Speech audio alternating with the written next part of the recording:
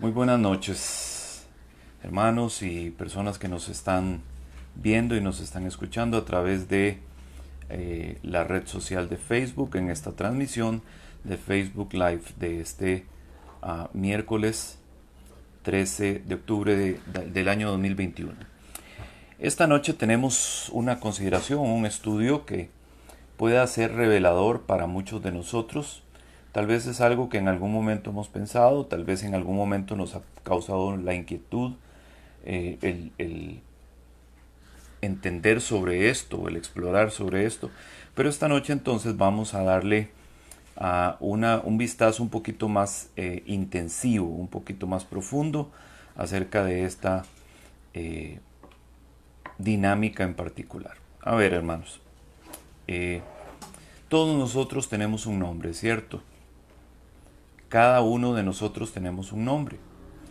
El nombre que tenemos ha sido algo que hemos recibido eh, sin nuestro parecer, sin nuestra opinión.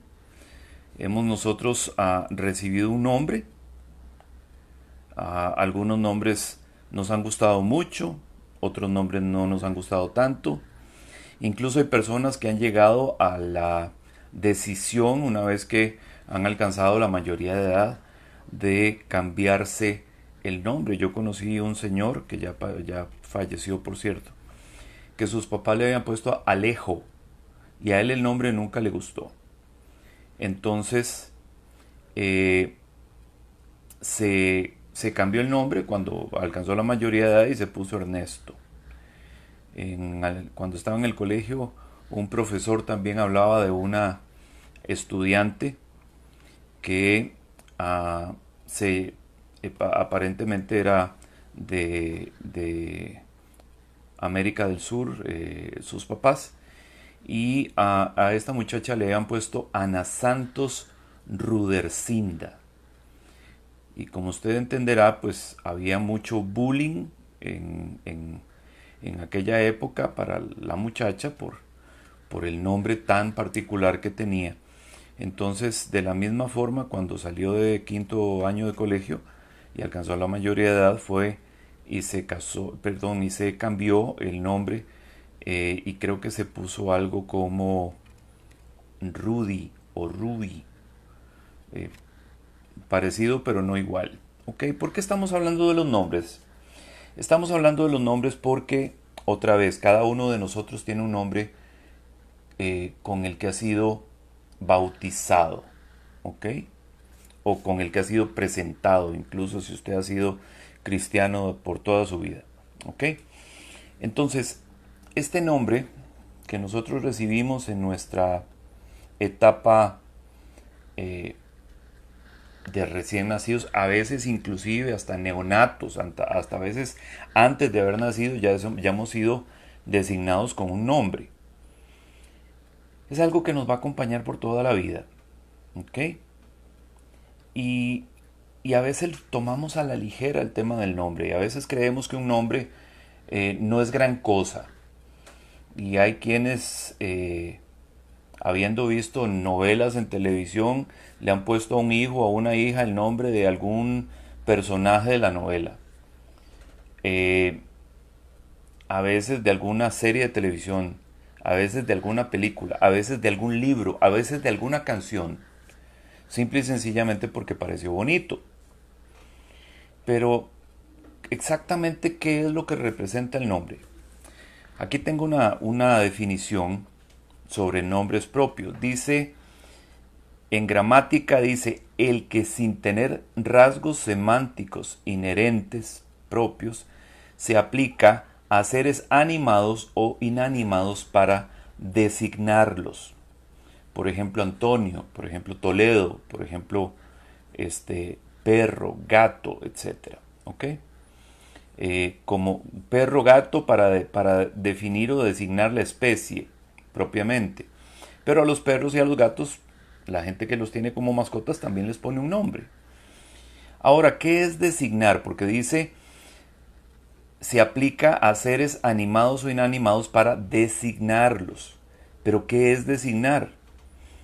Viene del latín designare y significa formar designio o propósito, señalar o destinar a alguien o a algo para determinado fin, denominar o indicar. Yo creo que es en esta segunda parte donde nosotros tenemos que poner un poco más de atención.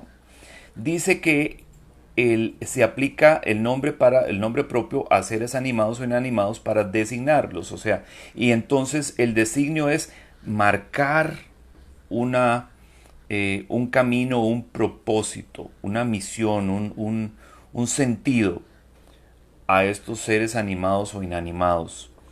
Señalar o destinar a alguien o algo para determinado fin.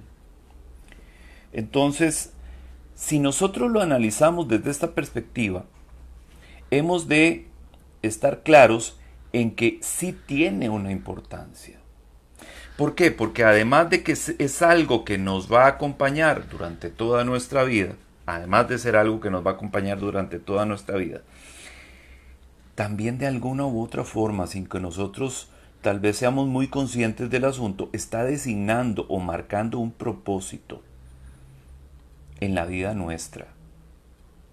Y esto es muy complicado, hermanos. Les voy a explicar, les voy a decir por qué. Por ejemplo, tengo a una persona conocida, a una hermana conocida, cristiana, creyente, que estaba en la iglesia en la que nosotros estuvimos anteriormente, cuyo nombre de pila, se le llama nombre de pila, porque recuerden que nosotros somos un país de tradición católica. Y entonces cuando se dice nombre de pila, se está hablando de la pila bautismal, donde el bebé es llevado para ser bautizado con el nombre que los papás escogieron. A eso se le llama nombre de pila. Entonces, esta hermana que yo les digo que conozco, el nombre de pila de ella es Diana. Es un nombre bonito, no vamos a decir que no. Pero ¿quién era Diana? Diana era una diosa pagana del primer siglo, a quienes que tenía una importante cantidad de súbditos o seguidores. Diana la cazadora era una diosa griega, ¿ok? Y en la Biblia se le menciona como Diana de los Efesios. De hecho, se hacían estatuillas, imágenes y una serie de cosas más sobre Diana. Diana era una diosa pagana, y nosotros siempre tenemos que tener muy claro que detrás de un dios pagano siempre hay una potestad o una autoridad espiritual de tinieblas. Entonces, qué complicado que una sierva de Dios, porque una gran sierva de Dios, yo la aprecio mucho a ella y a su esposo y a su familia, una mujer con una voz muy hermosa y que le sirve a Dios con un corazón, una devoción extraordinaria. Pero qué complicado que una sierva de Dios lleve el nombre de una diosa pagana. Entonces recuerdo que en aquella oportunidad causaba como cierta contrariedad, ¿verdad?, el nombre que tenía esta hermana en esta iglesia. Y ahorita más adelante, cuando avancemos un poquito con el tema, les voy a decir por qué se los estoy mencionando. Y tengo unos amigos también que tienen un chico que se llama Joshua. Joshua es una adaptación, por decirlo así, del nombre Yeshua, y Yeshua es el nombre con el que fue designado en la tierra el Hijo de Dios. Bueno, bellísimo. Pero resulta que el chico se llama Joshua Ramsés. Y Ramsés es un faraón egipcio de la antigüedad. Dicho sea de paso, y para que ustedes sepan quién era Ramsés, Ramsés era el faraón contra el cual se tuvieron que enfrentar los israelitas cuando huyeron de Egipto. Ese era el faraón que estaba en ese momento en ejercicio, ¿ok? Era Ramsés precisamente. O sea, el faraón del que tuvieron que huir los israelitas era Ramsés, exactamente. Entonces, qué complicado, ¿verdad? Cuando nosotros tenemos un nombre que encaja bien con el propósito, con la línea de la espiritualidad y de nuestra creencia judeocristiana, y por otra parte, en la misma persona tenemos como contraparte un nombre que representa un enemigo de Dios. Entonces es como complicado. A veces a la gente le parece bonito, ¿no?, los nombres, y los asignan y los designan precisamente por eso, porque son bonitos, porque parecen tener eh, no sé, un impacto, una fuerza. Pero siempre es importante, siempre es importante que nosotros sepamos, principalmente cuando vamos a designar a un chico, a un niño, a un recién nacido, qué significa el nombre que le vamos a poner, para que no entremos justamente en ese conflicto, ¿verdad? Ok. Esto de poner nombres es algo que viene desde Dios específicamente. Porque cuando nosotros vemos lo que sucedió en la creación, en el libro de Génesis, usted ve constantemente que suceden cosas en en el proceso creativo, y después de cada cosa que Dios hace, dice lo siguiente: y llamó Dios. ¿Ok? Génesis 1.5 es un ejemplo de esto, donde dice: y llamó Dios a la luz día, y a las tinieblas llamó noche, y fue la tarde y fue la mañana un día. Permítame un segundo.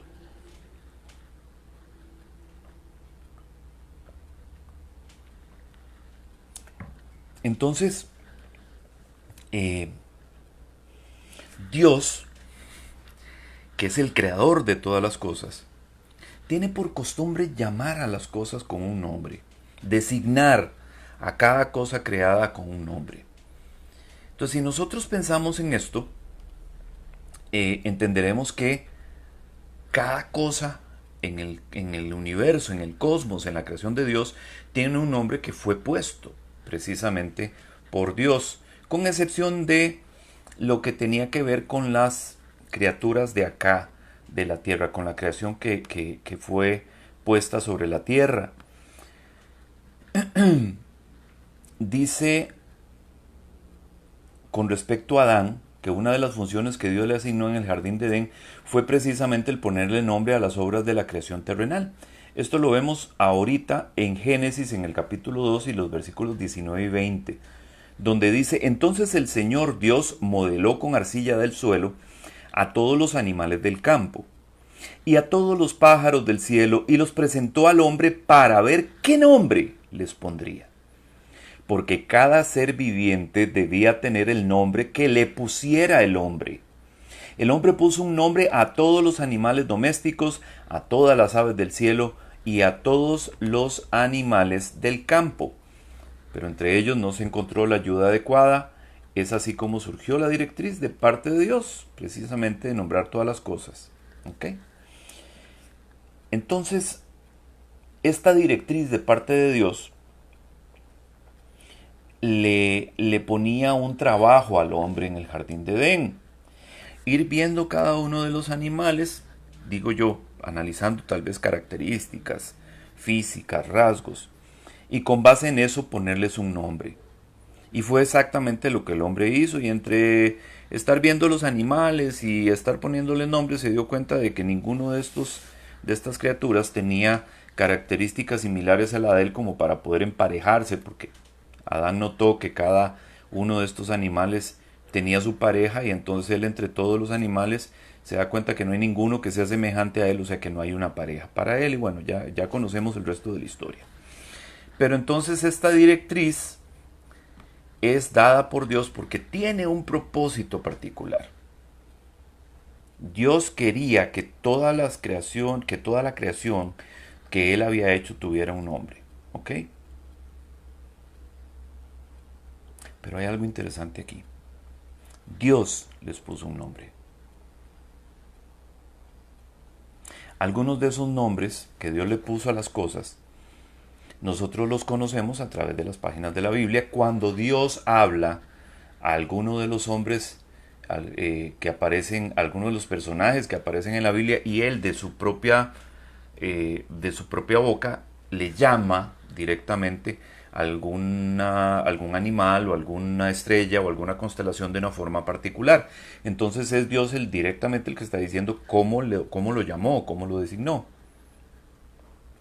Pero hay algo interesante. Esto no es así en el caso de todas las demás cosas a las que Dios no se refiere de manera directa. Entonces, las demás cosas a las que Dios no se refiere de manera directa ha sido el hombre, precisamente el que les ha puesto nombre. ¿Ok?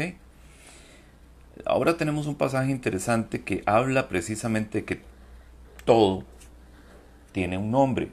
Eclesiastés capítulo 6, versículo 10, dice lo siguiente: lo que ahora existe hace mucho que recibió su nombre, y se sabe cuál es ese nombre. Nadie puede luchar con quien es más poderoso que él. Pero me gusta lo que dice esta traducción. La versión nueva, traducción viviente, lo dice de esta forma: todo ha sido decidido. Ya se sabía desde hace tiempo lo que cada persona habría de ser. Así que no sirve de nada discutir con Dios acerca de tu destino. Me gusta como lo dice la nueva traducción viviente. Porque justamente cuando nosotros empezamos hace un instante, estuve hablando sobre el tema de designar. O sea, el nombre propio designa. Y que el designio es marcar un destino o un propósito. Entonces lo que dice aquí es precisamente esta traducción, dice: ya se sabía desde hace tiempo lo que cada persona habría de ser. ¿Por qué? Porque fue designado con ese propósito. Y dice: así que no sirve de nada discutir con Dios acerca de tu destino. Pero hay una gran diferencia, hermanos. Y es que en la antigüedad, cada uno de los nombres que era puesto a una persona, a un individuo cuando nacía, correspondía a un designio para esta persona. ¿Ok? No era antojadizo, no era algo que correspondía a un gusto personal o a un deseo. No, no, no. Se pensaba muy bien, se escogía muy bien, porque se tenía muy claro que ese nombre iba a marcar un destino y un propósito en la vida de esa criatura. Incluso nosotros sabemos que el mismo Dios se presenta con un nombre. El nombre con el que se presenta Dios a la humanidad es un nombre con el que Él quiso darse a conocer. ¿Ok? ¿Cómo se conoce Dios a sí mismo? Pues ya sabremos, ya es algo que solo Él sabe cómo se conoce a sí mismo. Pero ¿con qué nombre se presenta Dios a la humanidad?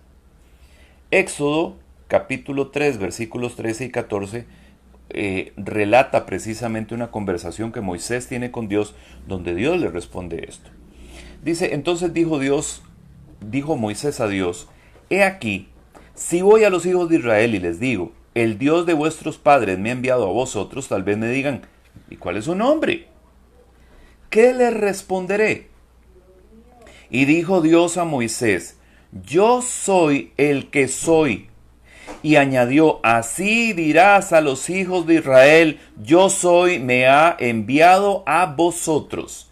Entonces, él cuando Moisés le pregunta: bueno, ¿y si los del pueblo, y si los miembros del pueblo de Israel me preguntan: bueno, ¿y cómo se llama ese Dios que habló con vos y que te dijo todas estas cosas? ¿Qué les voy a responder? No me has dicho tu nombre, no me has dicho cómo he de presentarte al pueblo. Y entonces Dios dice: yo soy el que soy. ¿Ok? Yo soy. Yo creo que es precisamente esa primera parte. Yo soy el que soy, pero la primera parte donde dice yo soy, que mejor representa, mejor identifica y mejor designa a Dios. ¿Por qué, hermanos? Porque nosotros no podemos hablar de la existencia de Dios. Ojo con lo que voy a decir, no se enreden en su cabeza. Como dicen por ahí, circuncide sus oídos para lo que va a escuchar. Dios no existe como tal. Cuando nosotros hablamos de la existencia de algo, es algo que en algún momento no estaba, no era. Perdón, no existía. ¿Ok? Entonces eso no existía, pero ahora existe. Si nosotros decimos que Dios existe, estaríamos pensando probablemente en el momento en que eso no era así, en el momento en que Dios no existía. Y realmente no hubo un momento en que Dios no existía desde la perspectiva, desde el conocimiento que nosotros tenemos acerca de lo que es existir. Entonces, nosotros no decimos que Dios existe, nosotros decimos que Dios es. Y es una idea, es un concepto muy, muy diferente. ¿Okay? Una cosa es decir que Dios existe y otra cosa es decir que Dios es. Si decimos que Dios existe, pensamos inmediatamente en que pudo haber un tiempo donde no existía. Pero si decimos que Dios es ser. Y ser es permanente. ¿Ok? Entonces, Dios no existe, Dios es. Para que entendamos la diferencia entre un concepto y otro. ¿Ok? Dios, con esa conciencia del valor del nombre para determinar la existencia del individuo, tuvo a bien corregir algunos nombres en virtud del cambio de misión o del cambio de destino que esa persona o el cambio de dirección en el plan que se había trazado para algunas personas, para algunos hombres y mujeres de la Biblia. Bajo este esquema tenemos varios, pero por ejemplo tenemos el caso de Abraham. Originalmente Abraham se llamaba así, Abram, sin la H intercalada, A-B-R-A-M. Y Abram significa padre enaltecido. ¿Okay? Pero el plan de Dios no era solamente dejarlo ahí. O sea, Dios iba a llevarlo a un nivel muchísimo mayor, a un futuro totalmente distinto. Y el nombre no era suficiente para el designio del plan extraordinario que Dios tenía para este hombre. Entonces vea lo que dice Génesis en el capítulo 17 y los versículos del 1 al 5. Dice, cuando Abraham tenía 99 años, el Señor se le apareció y le dijo, yo soy el Dios Todopoderoso. Camina en mi presencia y sé irreprochable. Yo haré una alianza contigo y te daré una descendencia muy numerosa. Abraham cayó con el rostro en tierra mientras Dios le seguía diciendo, esta será mi alianza contigo. Tú serás el padre de una multitud de naciones. Y ya no te llamarás más Abraham. En adelante, tu nombre será Abraham, para indicar que yo te he constituido padre de una multitud de naciones. Entonces ya vimos que Abraham, sin la H, significa padre enaltecido. Pero Abraham, con la H intercalada, significa padre de multitudes. Entonces, al haber cambiado, al haberle hablado Dios a Abraham sobre el plan que él tenía y que de aquí lo iba a llevar acá, entonces le dice, ya no es suficiente, Abraham. Ahora te vas a llamar Abraham, para que ese nombre cubra completamente la posición a la que te voy a llevar. Dios mismo le cambió el nombre. Porque ya el nombre que tenía no era un nombre malo, no era un nombre feo, no era un nombre de origen turbio. Pero no era suficiente. No era suficiente para lo que Dios tenía pensado hacer. Ok, entonces Dios cambia el nombre de Abraham. Lo mismo pasa con Sarai, la esposa de Abraham. Ahí mismo en Génesis, en el capítulo 17, el versículo 15, dice así, también dijo Dios a Abraham, a Sarai tu esposa, no la llamarás más Sarai, sino que su nombre será Sara. ¿Ok? ¿Cuál es la diferencia entre esto? Venga y le explico qué significa. Sarai significa contenciosa, peleonera. ¿Ok? nosotros sabemos que la personalidad de esta mujer era así. No se peleó con Agar por la dinámica que tenían entre ellas dos. Agar, la mamá de Ismael, y cuando nació Isaac y todo eso. O sea, eh, Sarai era una mujer contenciosa. O sea, constantemente estaba como incómoda, estaba reaccionando y estaba en esto. ¿Ok? Y sucedió, si nosotros lo leemos en el Génesis varias veces, de esa manera.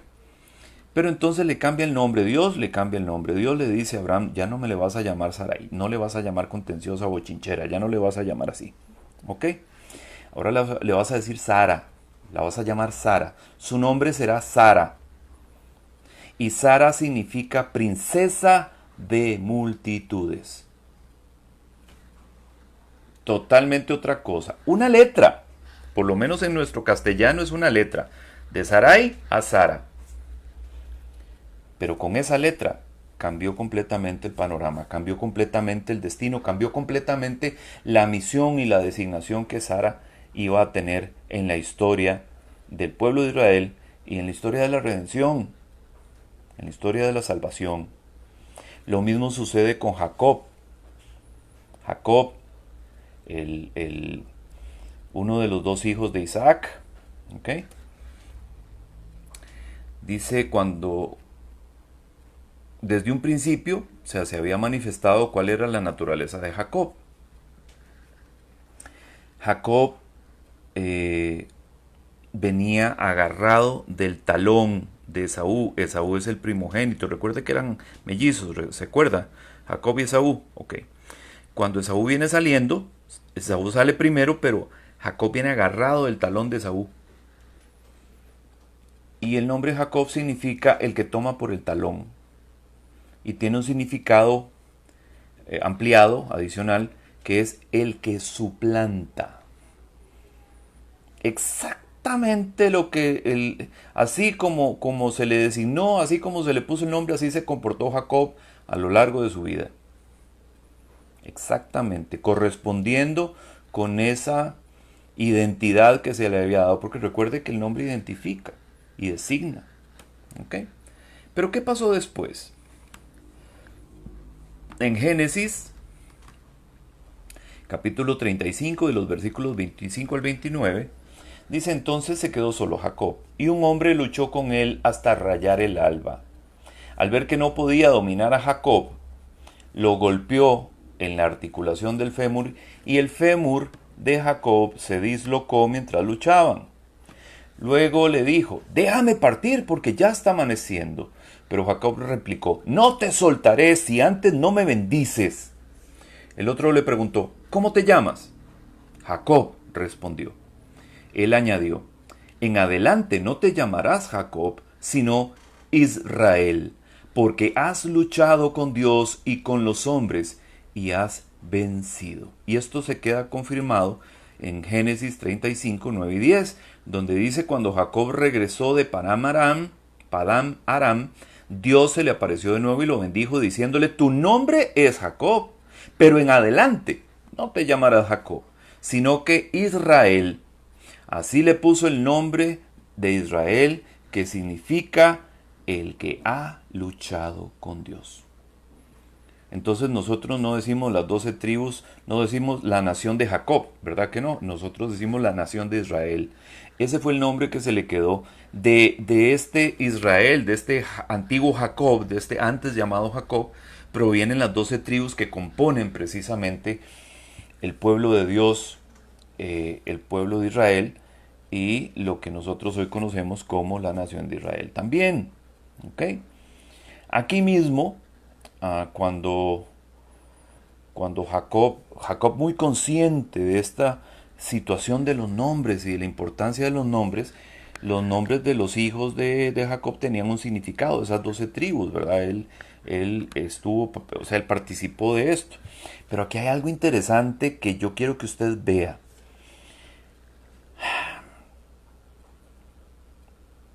Recuerde que Jacob negoció con su tío para que le dieran a Raquel. ¿Se acuerda? Raquelita, la bonita. 7 años trabajó para que le dieran a Raquel, pero el tío, mañoso, la noche de bodas, después de unos cuantos vinitos, ¿verdad? Le manda a la tienda donde estaba Jacob, alegrón, a Lea. ¿Por qué? ¿Por qué digo que alegrón? Porque yo no creo que Jacob, en su sano juicio, en pleno en sus capacidades mentales, ¿verdad? No se diera cuenta de que la que estaba acostada a la par de él no era Raquel. Probablemente hasta la voz era diferente. Pero cuando los alcoholes hacen efecto, ¿verdad? Cuando los vinos hacen efecto, pues esas cosas tienden a perderse, diluirse un poquito. Entonces Jacob no se da cuenta que la que tiene en el hecho nupcial no es a Raquel, es a Lea. Al día siguiente, cuando Jacob despierta, abre los ojitos y ya se da cuenta de que no es Raquel, de que es Lea, va y le reclama al tío y le dice, ¿por qué fue esto que me hiciste? Yo trabajé 7 años para que me dieras a Raquel y la que amanece al lado mío es Lea. Le dice, es que esa no es la costumbre por aquí. Nosotros no damos primero a la menor, aquí se da primero a la mayor. Pero hagamos una cosa. Termina la semana, o sea, la semana nupcial, con Lea. Y terminada la semana te doy a Raquel y me trabajas 7 años más. O sea, te voy a hacer un combo ahí, un 2 por 1 por otros 7 años. Y es así como Jacob se llena de mujeres. ¿Por qué? Porque Lea tenía siervas y Raquel también. Entonces, Lea iba junto con las siervas. Las siervas eran, o sea, las siervas, las siervas eran propiedad de Lea y Lea podía disponer de ellas. Entonces Jacob tiene relaciones, tiene intimidad con algunas de las siervas y de las siervas nacen hijos de Jacob. Pero Raquelita no. Raquel era estéril, Raquel no podía tener hijos. Y era algo que a Raquel angustiaba. Pero bueno, resulta que al final Raquel termina quedando embarazada en 2 oportunidades. Y de esto, ¿cómo se llama? De estos embarazos surgen las 2 últimas tribus, Manasés y Benjamín. ¿Ok? Pero hay algo interesante con respecto a Benjamín. Benjamín fue el último. Cuando Raquel está a punto de dar a luz a Benjamín, la cosa está muy complicada. Ella tiene un embarazo muy complicado y el alumbramiento está terrible. Y para hacerles el cuento largo corto, Raquel se está muriendo. Entonces cuando el chiquito nace, cuando la criatura nace, es precisamente Raquel la que le pone nombre. La que dice que en el último suspiro, ya como decimos nosotros popularmente boqueando, ¿verdad? Dice, pónganle Benoni. ¿Cómo le vamos a llamar al niño? Pónganle Benoni. Y Benoni significa hijo de mi tristeza. Entonces inmediatamente Jacob, que está ahí presente, o sea, Israel, perdón, que está ahí presente, dice, no le pongan Benoni, pónganle Benjamín, que significa hijo de la mano derecha. Para los judíos, lo que estaba a la izquierda era no bueno, lo que estaba a la derecha era lo bueno, porque la mayoría de las personas son derechas, no son zurdas. Entonces para ellos era como un símbolo de poder, de calidad, de cosas bien hechas, la mano derecha. De hecho se sostenía con la mano derecha, se trabajaba y se hacían las cosas buenas con la mano derecha. Entonces es donde Israel dice, no me le van a poner Benoni chiquito. No me le van a poner hijo de mi tristeza. Usted sabe, esa pobre criatura marcada por el resto de la vida con ese nombre. ¿Y cómo te llamas, hijo de mi tristeza? No creo que sea una forma bonita de presentarse. Entonces, el papá dice, no, pónganle Benjamín, que significa hijo de mi mano derecha, de mi mano de poder, de mi mano de que hace las cosas bien.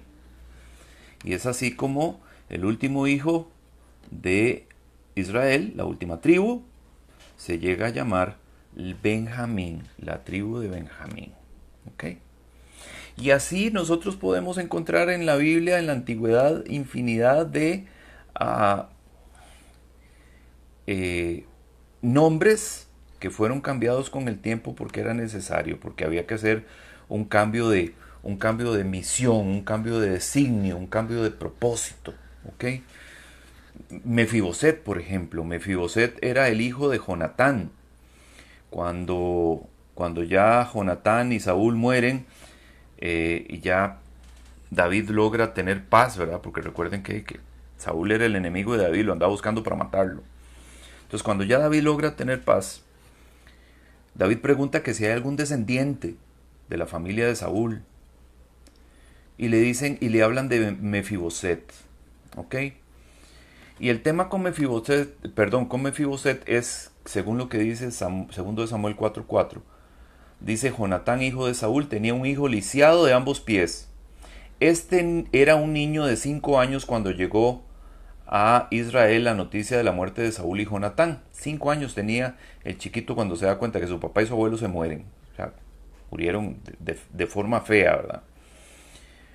Su niñera lo tomó consigo y huyó, pero lo hizo con tanta precipitación que el chiquito se cayó y quedó renco. Su nombre era Meribaal. ¿Ok? Aquí se le llama en 2 de Samuel 4:4 Meribaal, pero vea lo que dice 2 de Samuel 9:6. Y Mefiboset, hijo de Jonatán, hijo de Saúl, vino a David y cayendo sobre su rostro se postró y dijo: Mefiboset. Y éste respondió: he aquí. Y David dijo: Mefiboset. Y éste respondió: he aquí tu siervo. Entonces se llamaba Meribaal originalmente, pero después aparece con un nombre diferente, Mefiboset. Ve qué interesante. Antes de caerse, el chiquito se llamaba Meribaal. ¿Y qué significa Meribaal? El que resiste a Baal. O sea, era un opositor al paganismo, un opositor a la idolatría antes de caerse, antes de tener este accidente. Y después del accidente lo rebautizan, le cambian el nombre y le ponen Mefiboset. Y Mefiboset significa: de mi boca salen reproches y vergüenza. Qué feo, ¿verdad? Haber tenido un nombre impactante, poderoso, y después de un accidente haber sido renombrado con un nombre distinto, y ahora tener este nombre tan débil, tan diferente. ¿Ok? Y así como les digo, en la Biblia se van a encontrar ustedes muchos casos, muchos ejemplos de cómo se le cambió el nombre a muchos en la antigüedad porque había un cambio de propósito, o porque el nombre no era suficiente, o porque el nombre no encajaba en la estirpe, en la visión que Dios tenía de aquella persona. ¿Ok? Y hay algo interesante aquí. Es importante que nosotros dejemos que sea Dios el que determine nuestra identidad. Y por qué no, nuestro nombre. Y voy a retomar lo que les hablé acerca de Diana. ¿Recuerdan? La historia que les conté al principio. De esta hermana de la iglesia en la que nosotros estábamos, que se llama Diana, que le sirve al Señor muy bonito. Esta hermana Diana, en algún momento se habla sobre el tema de los nombres. Y el pastor de la iglesia entiende, el pastor de aquella iglesia entiende que el nombre que le pusieron a ella, no sé si sus papás eran creyentes cuando nace Diana o no, no encaja con lo que ella es. Porque Diana de los Efesios es una diosa pagana y Diana, la de la iglesia, es una mujer piadosa que sirve al Señor. Entonces había que hacer algo. Y el pastor de la iglesia decide cambiarle el nombre. Y de Diana le cambia el nombre a Ana, que es un nombre bíblico. No me pregunten, hermanos, pero cometí el error de no recordar en este momento, de no anotar en ninguna parte qué significa Ana, pero yo sé que es muy diferente a Diana, y aquella mujer aparece todavía eh, en el registro civil como Diana. Ese es el nombre con el que ella aparece. Pero a partir de ese momento nadie más le volvió a llamar Diana. Ahora le llaman Ana, y desde entonces todos le llamamos Ana. Su marido, sus hijos, su familia, todos le llaman Ana. Porque su propósito y su misión no encajaba con el nombre que le habían puesto originalmente. Y esta era una costumbre también muy común durante la época, durante el primer siglo, durante la época del Imperio Romano. O sea, el cambiarle el nombre a las personas, principalmente cuando caían en condición de esclavitud. ¿Ok? Entonces, Ana significa llena de gracia. Qué diferente, ¿verdad? Diana de los Efesios, Diana la cazadora, Diana la diosa pagana, a Ana llena de gracia. Muy acertado, totalmente acertado. Bueno, volviendo al asunto, era una costumbre en el Imperio Romano a cambiarle el nombre principalmente a aquellas personas que llegaban a convertirse en propiedad de algún romano. Permítame. Entonces, cuando un señor romano que tenía esclavos compraba un esclavo nuevo, un siervo nuevo, le cambiaba el nombre como signo de que su estado ya no era el mismo que antes, o sea, ya no era la misma persona, ahora era el esclavo, el siervo de alguien importante o prominente dentro de la estructura, dentro de la sociedad romana. Entonces, por ejemplo, un varón libre, un griego libre que se llamaba Hipódamo, que por una acción de guerra había sido convertido en esclavo, pasaba a llamarse Heleno, o Lidio, o Licio, según la provincia o la región de la que procediera. Entonces su nombre era cambiado por el dueño para que el esclavo mismo y los demás tuvieran siempre presente la situación personal y social de aquella persona, que ya no era la misma persona de antes, que ahora su situación había cambiado, porque ya, por ejemplo, no era libre, ahora era esclavo de un señor romano. ¿Ok? Hay un historiador llamado Agamben que recuerda que Platón alude a esta costumbre en el Crátilo, en la sección 384D, cuando escribe lo siguiente: mudamos el nombre a nuestros esclavos sin que la nueva denominación sea menos justa que la precedente. ¿Ok? Con un propósito particular. Filóstrato también, otro historiador, cuenta que Herodes Ático había dado a sus esclavos el nombre de las 24 letras del alfabeto, de modo que su hijo pudiera ejercitarse al llamarlos. O sea, tenía una gran cantidad de esclavos, y entonces a 24 de esos esclavos les había puesto a cada uno el nombre de una letra del alfabeto, para que su hijo se pudiera aprender todas las letras del alfabeto. Aquí hay algunas listas conservadas de las que Agamben tomó nota precisamente, y pone algunos ejemplos como los siguientes: Januarius quiet Asilus. Esto es en latín, o sea, Januario, que ahora es Acelus, y Acelus significa asno o asnito, ¿ok? Lucio quiet Porcelus. Lucio, que ahora es Porcelus, y Porcelus significa chanchito. Hildebrandus quiet Pecora. Hildebrando, que ahora es Pécora, que significa ganado. Manlius quiet Longus. Manlius, que ahora es Longus, y Longus significa largo. A Emilia Maura quiet Mínima. A Emilia Maura, que ahora es Mínima, y Mínima significa la menor. ¿Ok?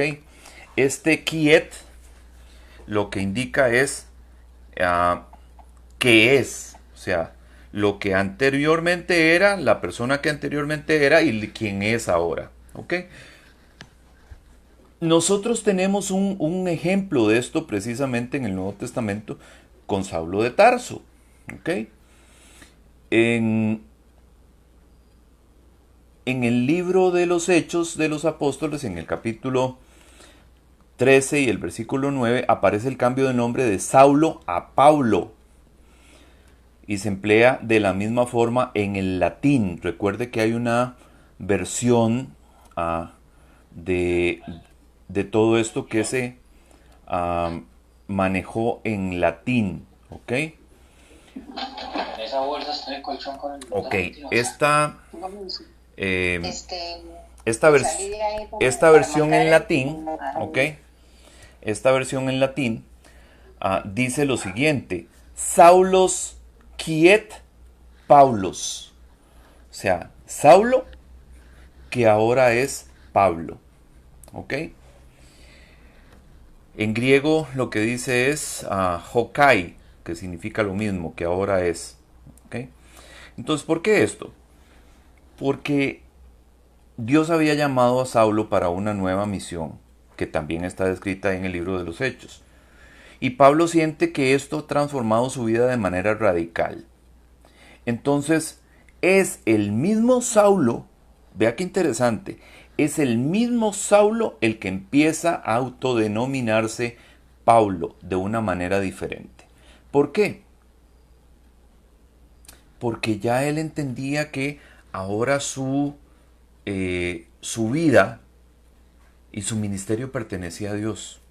Inclusive la forma en que Saulo se ve a sí mismo está reflejada en el saludo de muchas de sus cartas, de sus epístolas, de Romanos 1.1 por ejemplo, donde dice Pablo, algunas versiones dicen siervo de Jesucristo. Pero es interesante porque la versión en griego original no dice siervo, dice doulos. Y la palabra doulos significa esclavo. De hecho, algunas versiones en castellano dicen Saulo, esclavo de Jesucristo.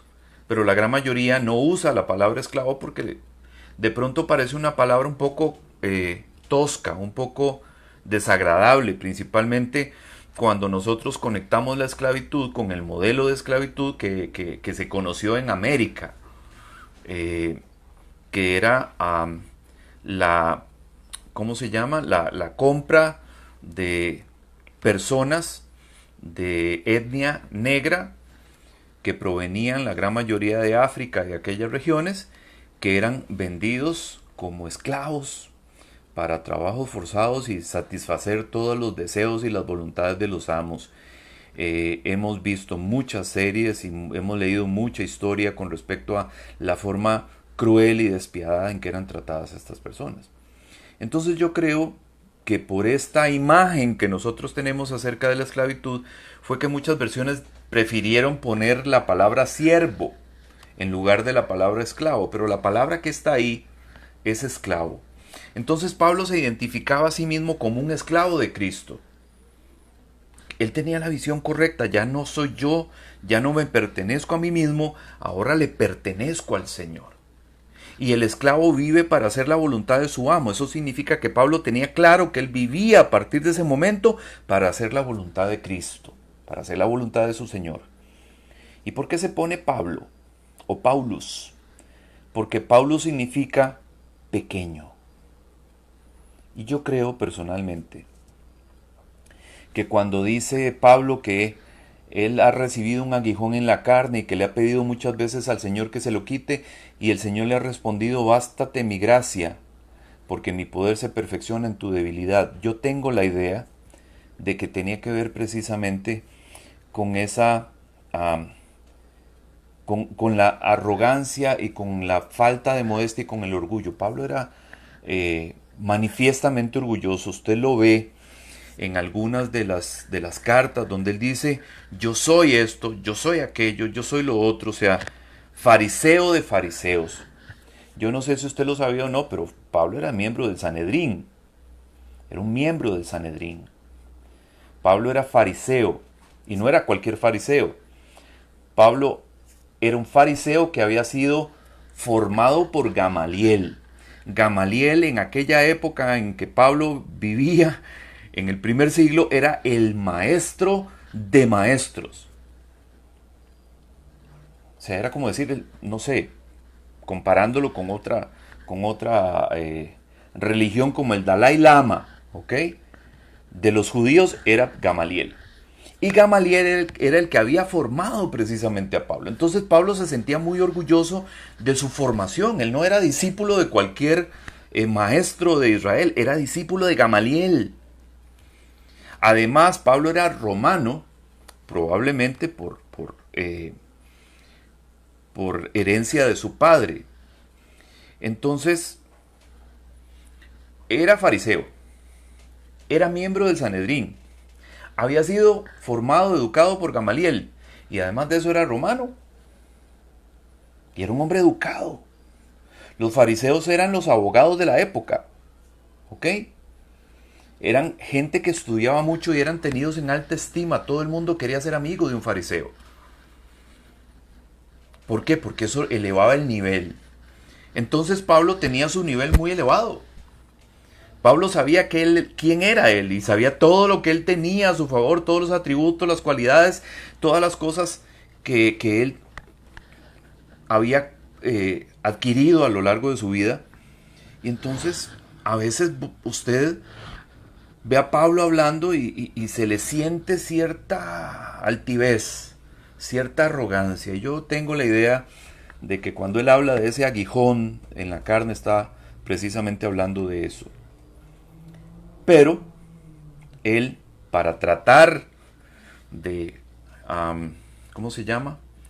Controlarse o hacerse la zancadilla a sí mismo, decide cambiar su nombre de Saulo a Pablo, o de Saulus a Paulus, parecido pero no igual, porque Paulus significa pequeño. Él necesitaba achicarse, achicarse, achicarse, achicarse. Él tenía la necesidad de presentarse siempre como más pequeño, para que ese monstruo que él lleva, que ese gigante que él llevaba por dentro, de su orgullo, de su altivez, no le ganara.